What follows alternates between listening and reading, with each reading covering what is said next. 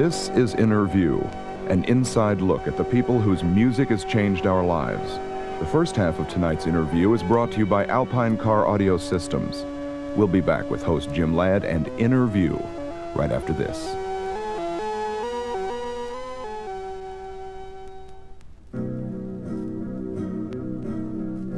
Good evening, everybody.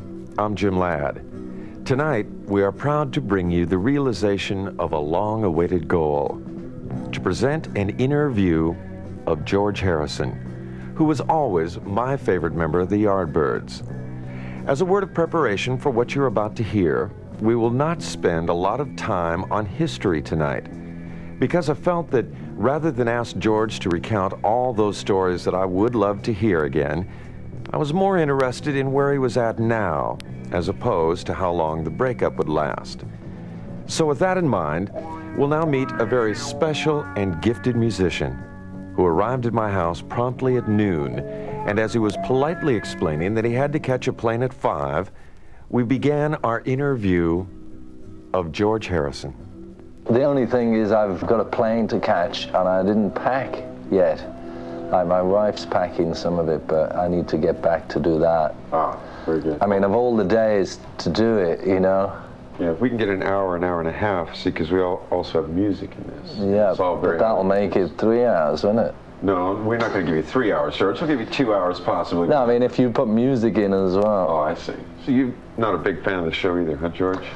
But to tell you the truth, you know, with not being here that often, when I do come to town, I don't, you know, I listen to a bit of radio. I don't listen to too much. It drives me crazy, you know. Why is that? I don't know, but it's just because of, you know, the commercials all the time, and after a while I just get dizzy with it. I've probably got the only car in LA with no radio in it. Okay, thank you for coming up, George. That's it, man. Well, how long have you been in the business? Oh, about in the radio business? Yeah. 9 years now. Well, I've been in it for 18. In the radio business? Well, no, in the music business. Oh, I see. I was reading that you don't particularly care for like a lot of the loud stuff that's out nowadays. Well, I think after all the years of doing it, you know, I mean, I prefer, if I want to hear something noisy, I'd still rather hear Little Richard, you know, or something like that, old stuff. But I don't know, it's just part of my nature. I've always preferred a tune, you know, a melody. But I mean, that doesn't eliminate everything. I'm trying, one side of me is trying to calm down, you know. The other side is, gets agitated if you listen to that. Yeah, I mean, it can drive you crazy after a while. Well, it's you guys' fault. I mean, this is kind of English punks. Again, your fault. So. Yeah. Us Americans are over here listening to Joni Mitchell and Leonard Cohen. I know, yeah. Well, I think a little bit of each is okay. It's just when it becomes too concentrated, you know, when it becomes a fad and that's all everybody's playing and doing, it drives me crazy. I think a lot of people were hoping that, and perhaps in England, I'm certainly speaking out of school here, but perhaps in England, the punk thing was more than a fad. But over here, it was just totally closed. Yeah. You know, and that was as far as deep as it went. I think even in England, it might have lasted a little bit longer than it did here, but it was a fad. But that's desperation that came out of, like in England. You have to appreciate, like England, to realize why the punk thing happened, I think. You know, those kids are sort of brought up not such good education. They're brought up in poor surroundings, and they're sort of trained to become working in factories, you know, maybe bolting on hubcaps or something. And it's like out of that, the desperation of, you know, so naturally the thing is to try and destroy everything else, you know, around with the music. People have been saying to me, well, what do you think it's going to be like in the 80s? Well, I know the 60s, we and others worked hard to try and generate that positive feeling, and then in the end of the 60s it sort of went a bit strange, and then the 70s just scattered around, and it was a bit, I don't think the 70s, it's had, you know, one fad after another, but nothing really long-lasting or that positive. But generally, the attitude I noticed disappeared. You know, just even if people weren't that sincere, they were trying to be, they were pretending to love each other. Well, I don't know what's the best. Maybe it's better if somebody just shows you what they feel, you know, rather than make a pretense. But it did feel very positive, you know, in the late 60s. And then it sort of just disappeared. I don't know where it went to, but I'm sure there's somebody out there who's still has that hope. On a more current level, the new album, I want to ask you some specifics about the tunes, if you don't mind. Yeah. In the song called Faster, which starts the album out, is this like that starts side 2. Starts side 2 out. That's the story really on that tune is that since I was a kid, like 12 years old, I got into motor racing and motorcycle racing. Not actually racing myself, but as a spectator. And there was a racetrack in place I was born, Liverpool, where they had the Grand Prix races from time to time. So I started doing that when I was about 12, just before I got into the guitar. It was always interesting to see in other areas in life who was wearing the long hair. And in motor racing, Jackie Stewart became the world champion in, I think, 1968. And he was the first guy with long hair and who had opinions, and he was a big Beatle fan. I had a book that Jackie Stewart had written, which was called Faster. So I thought, good, that's the title. So I lifted the title, and once I got the title, I was away, see, because I didn't want to write in a way, you know, first gear, you know, right, second gear. So I tried to write in a way that was like a story, and it would also relate to people who weren't into motor racing. The only thing that limits it is the sound effects that I put on later.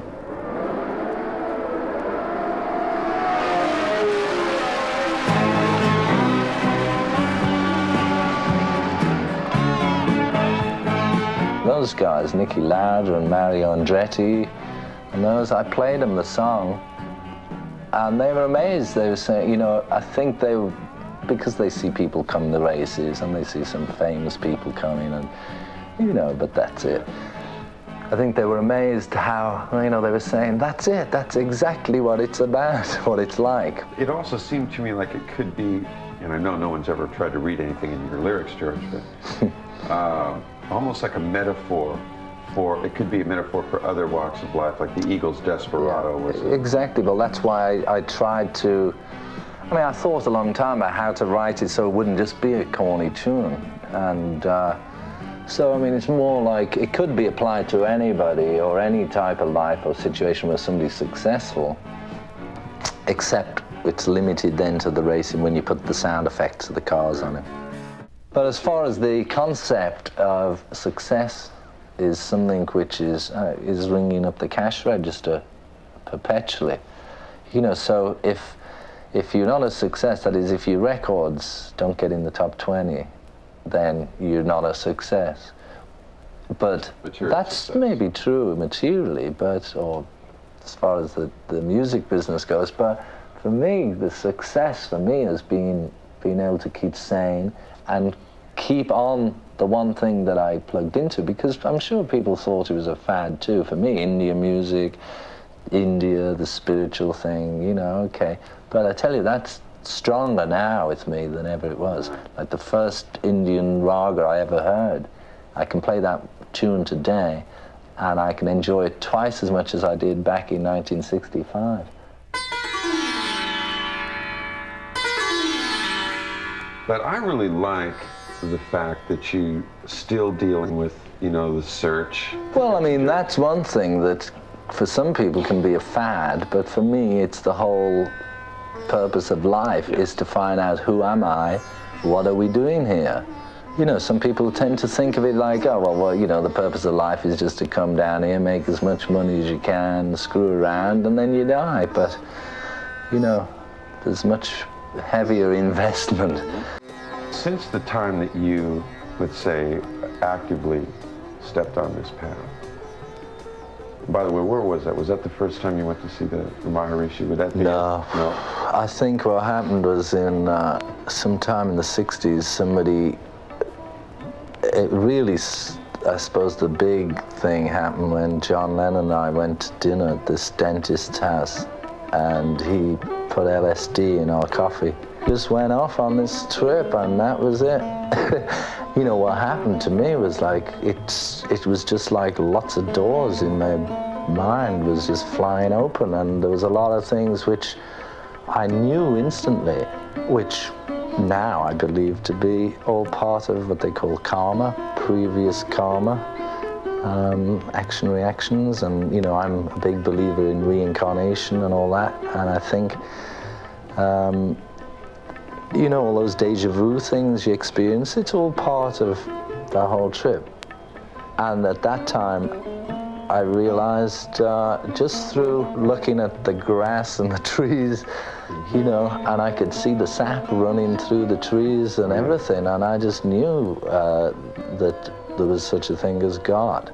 I suddenly felt happy that there was some connection, that we were all connected to this energy. And just like we sit here and talk now, the energy within me and the energy within you is the same. And not only that, but I could see the space between us was buzzing too. And then I got into meditation. Well, I went into India then with Ravi Shankar. I was playing sitar, and I was trying to find out as much as I can, because part of the thing that I was left with after acid, I kept having these thoughts on the yogis, the Himalayas and all that. And I don't know why, but I was so attracted to that all the time. And so I went with Ravi, and I wanted to find out as much as I could. And I got to the point where I knew I just needed to get into mantras and meditation and all that sort of thing.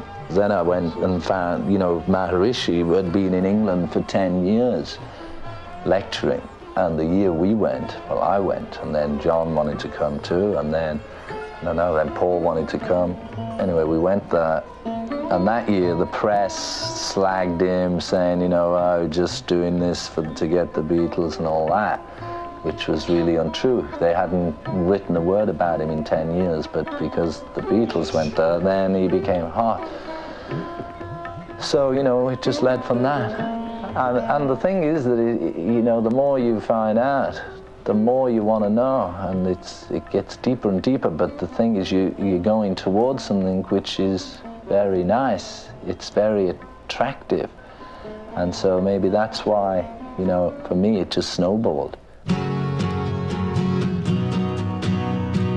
I was almost brought up as a Catholic.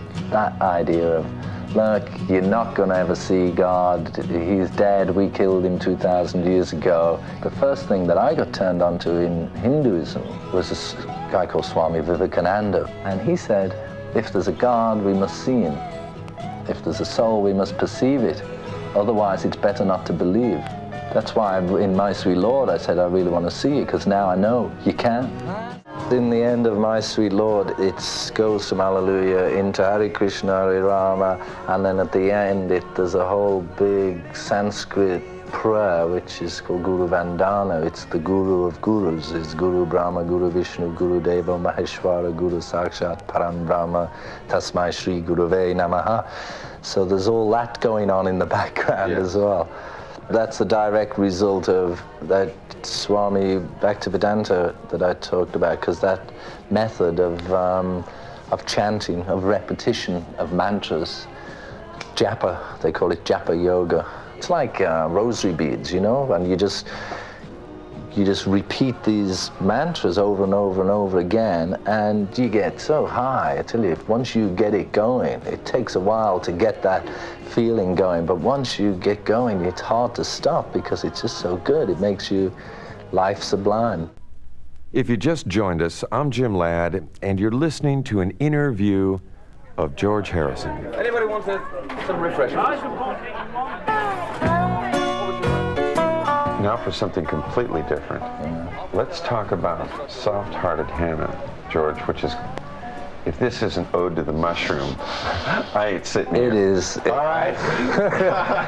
I must admit. Okay. That is one of the finest God creations in the world, I'll have to say. Yeah, but I tell you, you have to be a bit careful, because they're so good.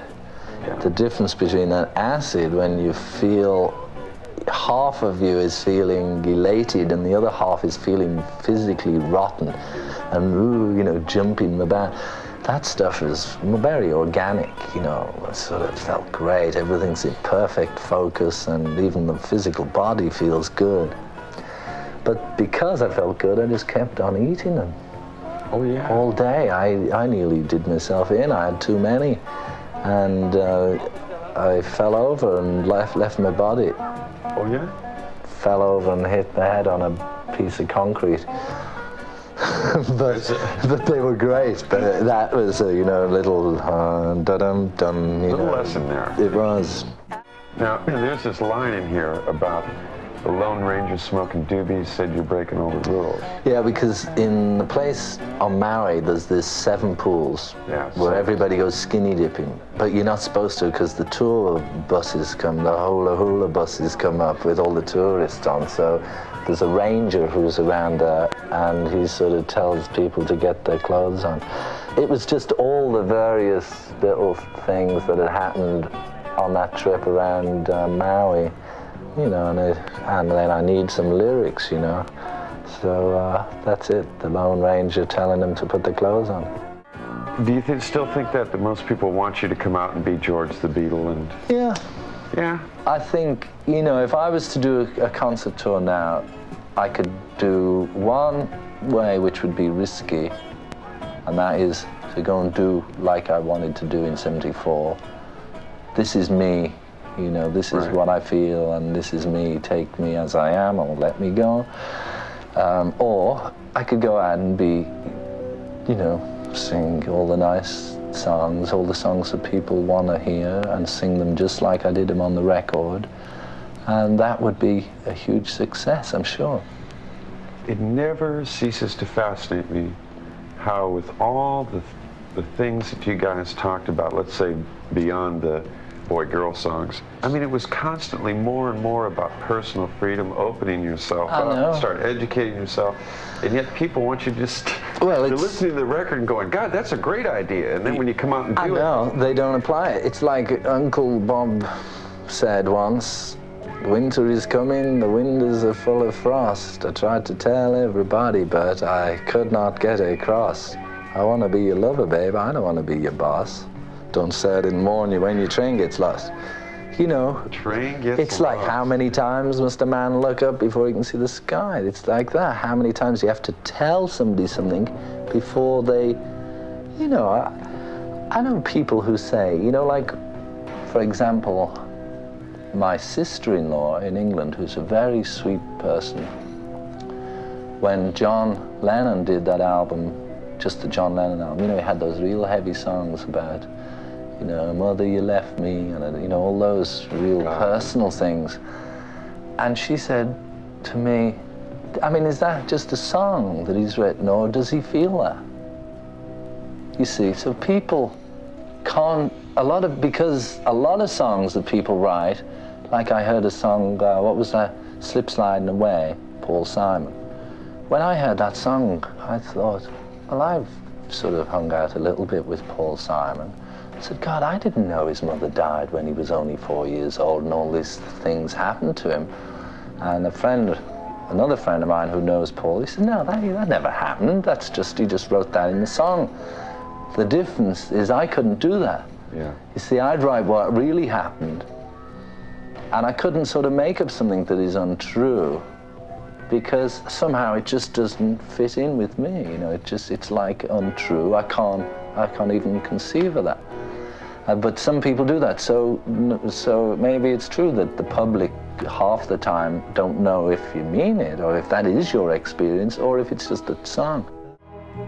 Now, on that same subject in the song, If You Believe, you say, get up, you have all you need, and pray. Pray, right. Give up, and it all recedes away from you. I don't know if you must have heard Lord Buckley. Mm-hmm. You know, well, there was a thing he did called God's Own Drunk. No, not quite. I think it was that. Anyway, it was one of Lord Buckley's things, and he was talking about love. He said, love is like a beautiful garden, and when you use it, it spreads, but when you don't, it recedes. And it's true. It's really that, in its simplest form, I'd say, is just positive versus negative. If you apply positive thought, even down to something like if you say to me, hey, make me some coffee, if I think, sure, that energy is there to do it. But if I think, oh God, can't you get it yourself? It drains you, the negative thought. And it's that simple. If you think, oh God, what can I do? My life's a misery and all that. As you're thinking that, you're actually putting fuel onto that negative draining aspect. Whereas, and this is hard, I'm not saying I can do it, but it's something that when you realize it, you can at least try and correct yourself all the time. So when you make an effort to do something, just like today, I could have easily stayed in bed and not come to do this interview. You know, ring, ring, hey Jim, sorry, I got a late night, see you next time. But instead, I thought, no, I can do it, I'll get up, I can do it. And it's just that simple. So get up, you have all your needs. Give up and it all recedes away from you. For someone to have lived the life George Harrison has to this point and still have come out with his head screwed on straight, to me, seems to be a minor miracle. But to be able to rise above that level of living in the material world, to make the effort he has toward the enlightenment of himself and others, is to me highly commendable. You have not gone off and said, okay, now today I'm going to get into meditation and tomorrow this is something that's been constant with you long enough now that... Yeah, I think John jeopardized his position a lot in the early 70s, late 60s. He was sort of saying, this is it, no it isn't, now it's this. He went through a real scatty period from 68 till... But that's also him. He was a searcher. He's a seeker. He goes from. But he was so forceful, and I just talking personally about him when he was. But at least the good thing with John was he say, "Okay, I was wrong, one eye." Oh yeah. And he'd own up. But don't like what John says? Stick around for 5 minutes.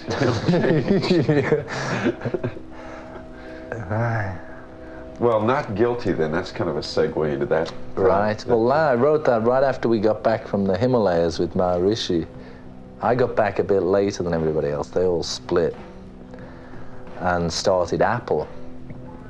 And I got back and it was like a madhouse. In fact, to this day, it's still trying to untangle it. But that time, John and Yoko had just got together.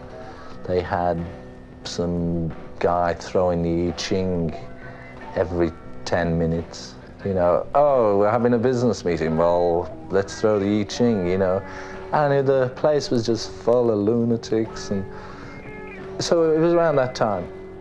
And it was really about John, Paul, Apple. Yeah, I'm not guilty for... Looking like a freak, making friends with every Sikh. They're those guys with the turbans, the Indians. Also about, I'm sorry that you're underfed. Well, that was just something to rhyme with said. Oh, I see. Wait, what, 5 minutes ago you were telling us you don't put anything in there if it's not real? Oh, yeah, but it's true. There's a lot of people underfed. That, in a way, is like the story of the first time I went to India. I felt guilty that I didn't have a hump on my back or leprosy.